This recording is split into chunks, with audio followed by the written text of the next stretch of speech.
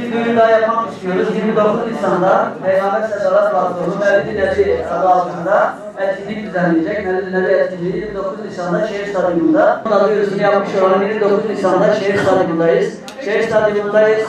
Bir parantez daha açmak istiyoruz. Bu yıl inşallah Peygamber Sedalar Platformu olarak hadis kitabı dağıtacağız beraber.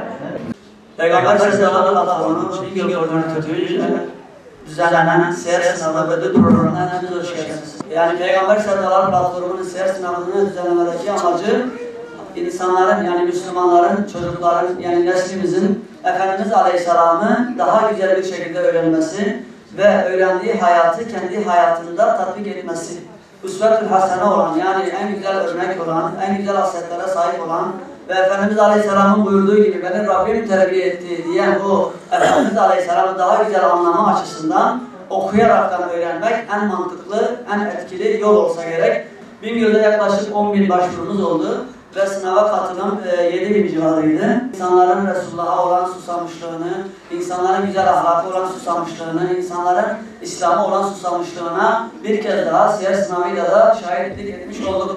Malumunuzdur ki Peygamber Sedalar Platformu Mevlid-i Nebi etkinlikleri, açık ve kapalı alanlarda mevlid etkinlikleriyle hakeza Efendimiz Aleyhisselam'ın hayatını anlatıyorlar. Ancak anlatmak yetmiyor, okumak lazım. Okumak da yetmiyor. Okuduğumuzu ve anlatılanları yaşamak lazım. Bu noktada bizler elimizden gelen gayreti gösteriyoruz. Nesillerimiz ancak İslam ile ıslah olur. İnsan Kur'an'ı ve sünneti kaynağından öğrendiğinde sapma söz konusu olamaz. Belki bugün bizler burada oluruz, yarın olmayız. O ayrı bir konu ama yani su kaynağından içilince lezzetli olur. İslam da kaynağından öğrenildiğinde lezzetli olur diyoruz.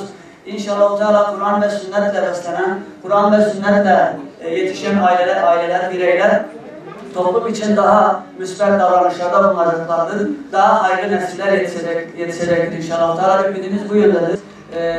Bingöl merkezde 62 ödül kazanan kardeşlerimiz oldu. Bingöl genel ilçelerle beraber toplamda 110 civarı bir ödül alan oldu.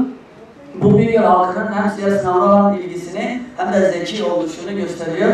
Amin ve ahiru da'vana enelhamdülillahi rabbil alemin. Bizim en fazla ehemmiyetle üzerinde duracağımız olay Peygamber Aleyhisselatü Vesselam'ı tanımaktır. Ve aynı yarışmalar nasıl ki Muhammed Resulullah sallallahu aleyhi ve sellem üzerinde yapıyor. Bu yarışmalar Allah'ın kelamı Kur'an-ı Kerim üzerinde de yapılacaktır ve yapılmaktadır. Dolayısıyla bunu gerçekten bu 1430 senelik bir asır, yani epey zaman Resulullah ve Kur'an üzerinde geçmesine rağmen bu yeni nesil ki Peygamberi tanımaya çalıştı ve Kur'an'ı tanımaya çalıştı. Ümit ediliyor ki bu artık gerçekten ümmet için bir ufuktur. Gerçekten ümmetin kalbi açılmıştır. Allah-u Teala bu Kur'an ve Peygamber için sınavlara giren ve sınav kitaplarını açıp çalışan insanların kalbine inşallah temenni ediyoruz ki Allah-u Teala hikmeti doldurmuştur.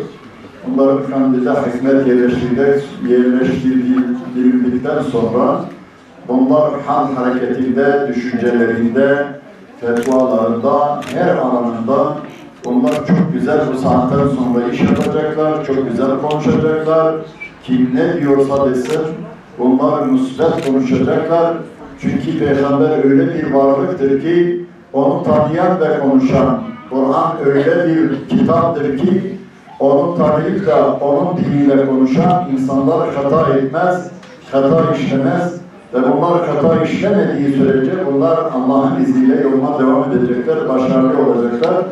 Biz de başarılar diliyoruz. Yani en kaliteli işle meşgul olduğumuzdan dolayı Allah-u Teala sizleri de mübarek eylesin.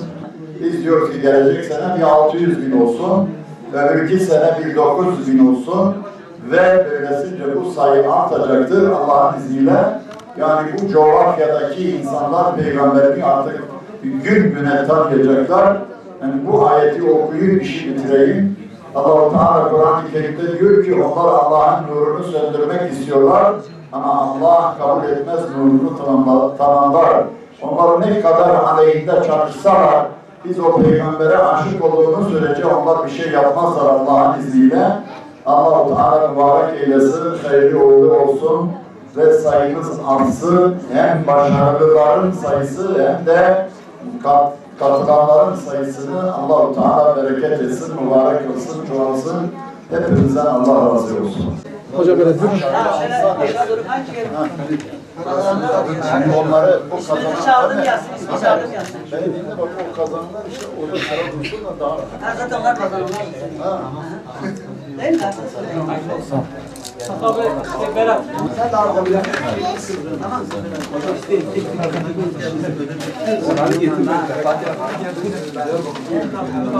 İbrahim Halil Parıltı, tablet kanalı.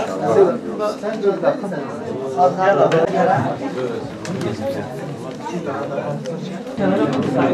Furkan Dolgun gelsin. Tamam.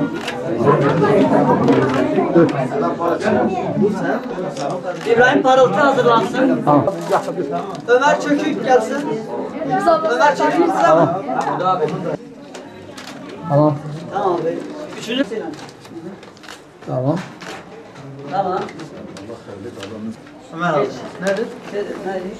Şöyle bak. Dur bekle. Dur abi. Dur. Verelim. Sen dışarı tutuyorsun. Sen aldın mı? Bir he. Benim adım Zeynep Nisa Vergi. Biz 3 kardeş beraber siyer sınavına hazırlandık. Üçümüz de hediye kazandık ve çok mutluyum. Kitapları çok kez okuduk, notlar çıkardık.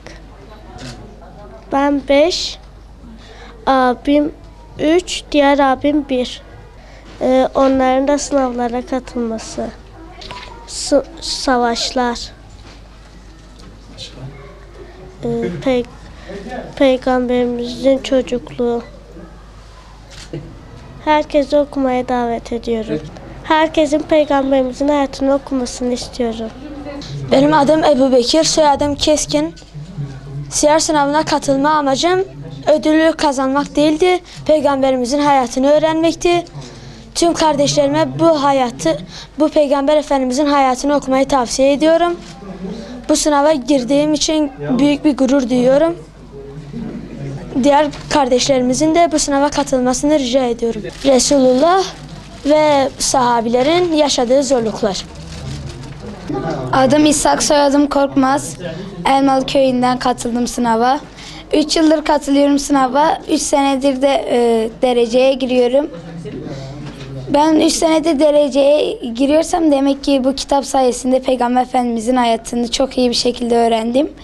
Buradan o ödül kazanamayan kardeşlerime de mesajım, çalışarak onlar da kazanabilirler yani. Bu kitap eğer olmasaydı, Peygamber sayıları bu siyer sınavını düzenlemeseydi belki de hiç Peygamber Efendimizin hayatını çok güzel bir şekilde öğrenemeyecektik. Şimdi biz bu Peygamber sevdalarının düzenli siyer sınavına katılıp kitabını okuduğumuz için Peygamber Efendimizin hayatını çok güzel bir şekilde öğrendik. Peygamber Efendimizin hayatını çok güzel bir şekilde öğrendik. Ne mutlu bizedir.